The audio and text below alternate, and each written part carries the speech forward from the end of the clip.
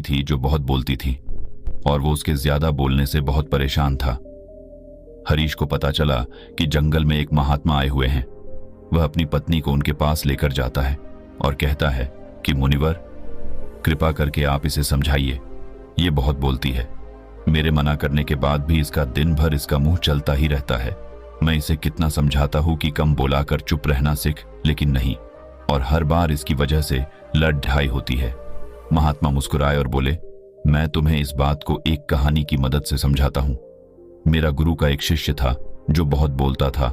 वह हर समय इधर उधर की बातें करता था और कभी शांत नहीं रहता था।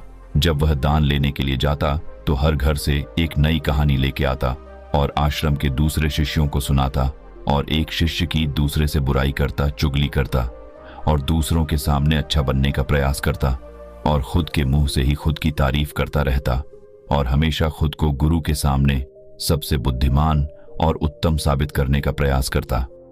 वह खुद को सभी शिष्यों से अलग और श्रेष्ठ मानता था। उसका कहना था कि मैं एक अमीर घर का बालक अगर मैं चाहता तो एक आरामदायक और सुविधाओं से भरा जीवन जी सकता, लेकिन मैं वह सब छोड़ कर यहाँ आ गया क्योंकि मुझे खोज करना, खुद को जानना है, जीवन को जानना है। एक दिन गुरु ने आश्रम के सभी शिष्यों को बुलाकर कहा, आप सभी को अगले 1 महीने के लिए कोई न कोई संकल्प लेना होगा। इससे आपकी संकल्प शक्ति मजबूत होगी और आप में आत्मशक्ति का संचार होगा। आप सभी अपने सामर्थ्य के अनुसार कोई भी संकल्प ले सकते हैं, और यदि 1 महीने से पूर्व आप में से जिसका भी संकल्प टूट जाएगा तो वह अपनी पुरानी दिनचर्या में वापस आ सकता है। सभी शिष्यों ने अपनी शक्ति के अनुसार संकल्प लिए और गुरु को अपने अपने संकल्प के बारे में बताकर वहां से चले गए।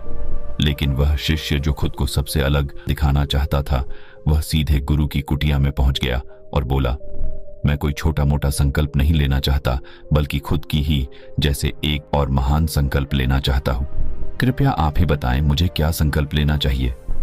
उसकी यह बात सुनकर गुरु मुस्कुराए बोले, क्या तुम मेरे द्वारा दिए गए संकल्प को पूरा कर पाओगे? क्या तुम्हारे लिए उसे पूरा करना संभव होगा? शायद नहीं, वह तुम्हारे लिए संभव नहीं, तुम उसे पूरा नहीं कर पाओगे, इसीलिए तुम खुद ही कोई संकल्प ढूंढो। शिष्य ने कहा, नहीं गुरुदेव, आप जो भी संकल्प मुझे देंगे मैं जरूर उसे पूरा करूं। गुरु ने कहा, ठीक है, तो तुम अगले 1 महीने तक चुप रहो, मुंह से एक शब्द भी नहीं निकालोगे, यही है तुम्हारा संकल्प। शिष्य ने कहा, गुरुदेव, यह भी कोई संकल्प है? यह तो बहुत ही आसान है, आप कोई संकल्प दीजिए जो मेरी योग्यता के बराबर हो। गुरु ने कहा, पहले तो तुम इस संकल्प को तो पूरा करके दिखाओ। शिष्य ने गुरु की बात मान ली और वह उसी समय चुप हो गया और पलटकर कुटिया से बाहर चला गया। उसे चुप रहना बहुत आसान लग रहा था। उसने एक दिन तो जैसे तैसे चुप रहकर काट लिया, लेकिन दूसरे दिन से उसके मन में ना बोलने का बोझ बढ़ने लगा और तीसरे दिन उसे भारीपन महसूस होने लगा और चौथे दिन उसके अंदर एक अजीब सी बेचैनी होने लगी, क्योंकि आसपास आश्रम के सभी शिष्य एक दूसरे से बातें कर रहे थे। वह भी अपना पक्ष उनके सामने रखना चाहता था, उनकी बोलती बंद कर देना चाहता था, लेकिन उसका संकल्प उसके आ रहा था, इसीलिए वह पूरे दिन सिर्फ और आंखें बनाता। इसी तरीके से कुछ दिन और बीते और वह शिष्य बीमार पड़ गया। उसका सिर फटा जा रहा, उसका खाने पीने तक का मन नहीं था, वह सिर्फ बोलना चाहता था। वह गुरु के पास गया और उनके सामने बैठकर लिखकर उन्हें बताया, गुरुदेव, मैं बोलना चाहता हूँ, बिना बोले मुझे सांस नहीं आ रही है, मेरा दम घुटता जा रहा है, मैं अंदर ही अंदर पागल हुआ जा रहा हूँ, मैं क्या करूँ? संकल्प तो ड दूं क्या? ये पढ़कर गुरु मुस्कुराए और बोले, मैं संकल्प ढाने के लिए नहीं होते, लेकिन जो अपने संकल्प को पूरा कर लेता है वह अपनी आंतरिक शक्ति को बढ़ाता है, और जो अपनी आंतरिक शक्ति को बढ़ा लेता है वो समाज और जागृति की राह पर आगे बढ़ जाता है। संकल्प का लेना भी तुम्हारे हाथ में था और इसे तोड़ना भी तुम्हारे हाथ में है। तुम्हारे बहुत से भाई अपने संकल्प को तोड़कर अपनी पुरानी दिनचर्या पर वापस आ चुके हैं। अगर तुमसे नहीं हो पा रहा तो तुम भी संकल्प तोड़कर अपनी पुरानी दिनचर्या पर वापस जा सकते हो।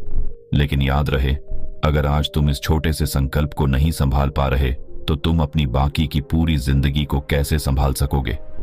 बाकी फैसला पूरी तरह से तुम्हारे हाथों में है। गुरु की यह बात उस शिष्य के दिल में चोट कर गए। वो बिना कुछ बोले वहां से वापस चला गया और खुद को अपनी कुटिया में बंद कर वह केवल अपने जरूरी कामों के लिए ही कुटिया से बाहर निकलता, बाकी सारे समय कुटिया के अंदर ही बैठा रहा। 15 दिन बीत चुके थे और आश्रम के लगभग सभी शिष्यों का संकल्प अब तक टूट चुका था, लेकिन उसका संकल्प अभी भी जारी था। संकल्प लेने के बाद से अब तक उसने एक शब्द भी नहीं बोला।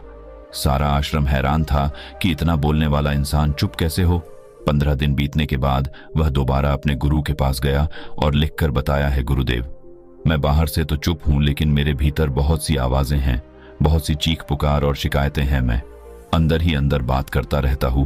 मेरा मन तरह तरह के प्रश्न पूछता है। मैं बाहर से जितना मोर, भीतर से उतने ही शोर शराबे से भरा। क्या इस तरह से मेरा संकल्प अभी भी है? गुरु ने कहा, हाँ, तुम्हारा संकल्प अभी भी जारी है, लेकिन जब तक लोगों की ये आवाजें तुम्हारे कानों में पती रही, तुम्हारा मन बोलता रहेगा, क्योंकि इसे तो आदत है। तुम भले ही बाहर से चुप रहो, लेकिन तुम अंदर ही अंदर बोलते रहोगे। तुम्हें इन बातों से, इन आवाजों से दूर जाना चाहिए। शिष्य गुरु को प्रणाम कर वहां से चला जाता है और सुबह होते ही अपनी कुटिया छोड़ जंगल की तरफ चला जाता है। कई दिन बीत जाते, संकल्प का समय भी पूरा हो जाता है, लेकिन शिष्य लौटकर नहीं आया। आश्रम में सभी को डर था कि कहीं जंगली जानवर ने उसे खा ना लिया हो। इस बीच उसे ढूंढने की बहुत कोशिश की गई, लेकिन वह कहीं नहीं मिला। गुरु भाइयों ने मान लिया था कि जंगली जानवरों ने उसे अपना शिकार बना लिया है, लेकिन गुरु को ऐसा नहीं लगता। एक दिन आश्रम का एक अन्य शिष्य गुरु के पास आया और बोला, गुरुदेव, हमारे उस अधिक बोलने वाले भाई के साथ क्या हुआ होगा? क्या जानवर ने उसे मार दिया होगा? गुरु ने कहा, हो सकता है कि जानवरों ने उसे अपना शिकार बना लिया हो, लेकिन उसके न लौटने की एक दूसरी वजह भी हो सकती है। शायद उसे वह मिल गया है जिसके लिए वह गया था। फिर शिष्य ने पूछा, गुरुदेव, क्या ज्यादा बोलना इतना हानिकारक होता है? गुरु ने बोला, कहा, इंसान के जीवन के बहुत सारे दुखों में से एक दुख यह भी है कि वह कभी चुप नहीं रह सकता, हमेशा कुछ ना कुछ बोलता ही रहता है। सिर्फ हमारे बोलने के कारण हमारे आधे से ज्यादा दुख पैदा होते हैं। हम में से कोई भी चुप नहीं रहना चाहता, हम बस सामने वाले को सुना देना चाहते हैं। जो भी हमारे मन में है सब निकालकर उसके मन में बैठा देना चाहते हैं, उसे समझा देना चाहते हैं कि देख, तू गलत है और मैं सही।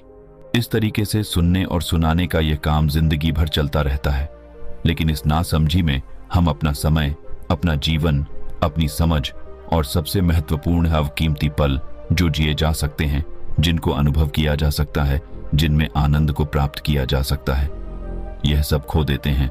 लेकिन इसके बदले हमें मिलता क्या है? कुछ नहीं, सब व्यर्थ और बर्बाद हो जाता है।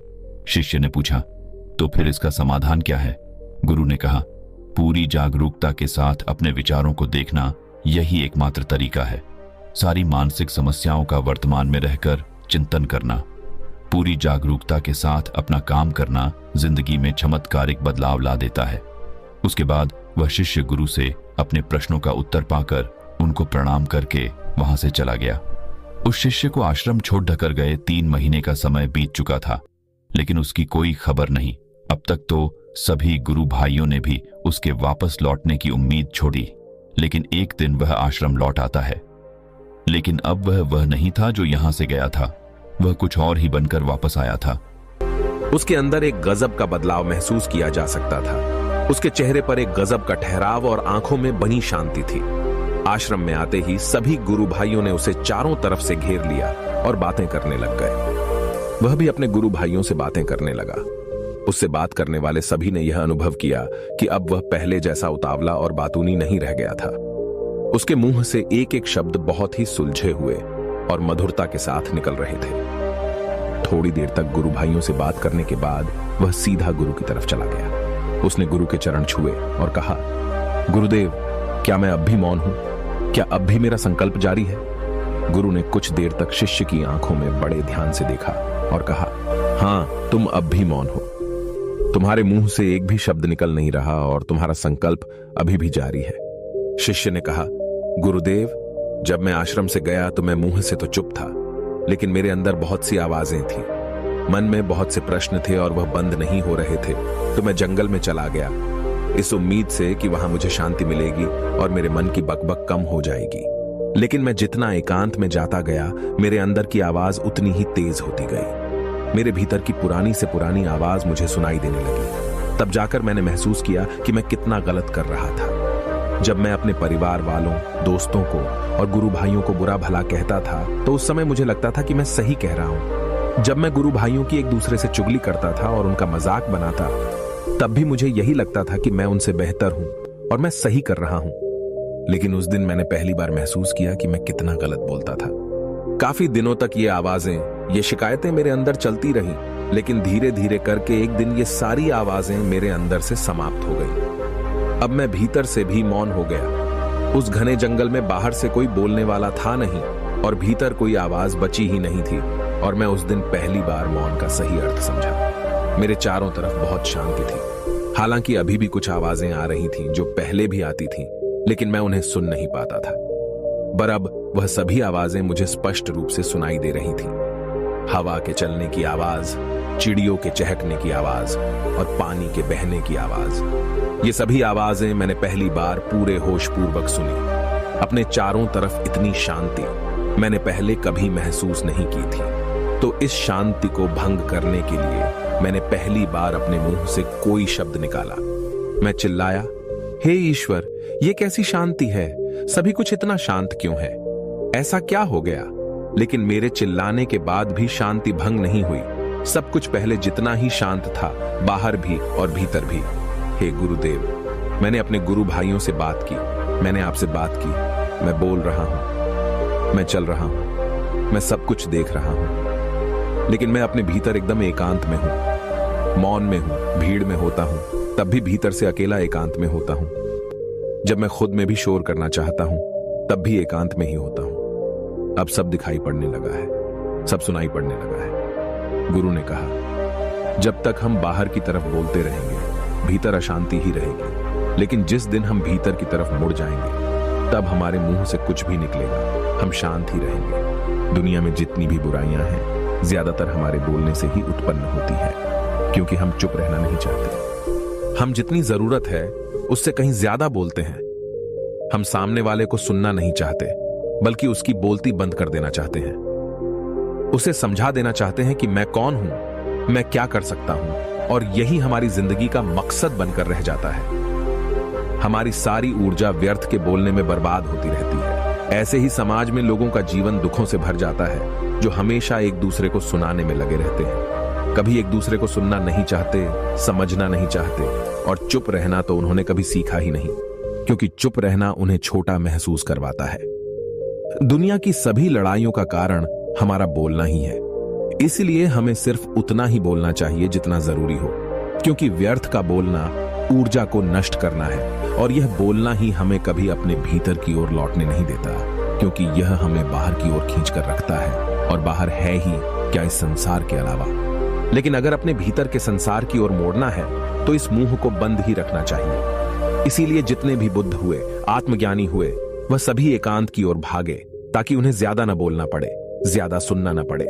वह एकांत में रहे और शांत रहे, इसीलिए आसानी से भीतर की यात्रा कर पाए। लेकिन अगर कोई चाहे तो इस संसार में रहकर भी एकांत में रह सकता है, शांत रह सकता है, लेकिन इसके लिए उन्हें अपनी ऊर्जा बचानी होगी, जिसे वह अब तक अपने व्यर्थ के शब्दों में बर्बाद कर रहे थे। दोस्तों, इस कहानी की सीख यही है कि व्यर्थ का बोलना ऊर्जा को नष्ट करना है। ज्यादा और व्यर्थ बोलना ही हमें अपने भीतर की ओर लौटने नहीं देता, क्योंकि यह हमें बाहर की ओर झुकाए रखता है, और जिन्हें भीतर की यात्रा करनी है उन्हें अपने मुंह को बंद ही रखना चाहिए। मुझे उम्मीद है कि आपको यह कहानी पसंद आई होगी और काफी कुछ सीखने को मिला होगा। कहानी के बारे में अपने विचार आप हमें नीचे कमेंट बॉक्स में कमेंट करके बता सकते हैं। बाकी अगर ये कहानी आपको अच्छी लगी हो तो इस वीडियो को लाइक करें, और ऐसी और कहानी सुनने के लिए डे इंस्पायर्ड यूट्यूब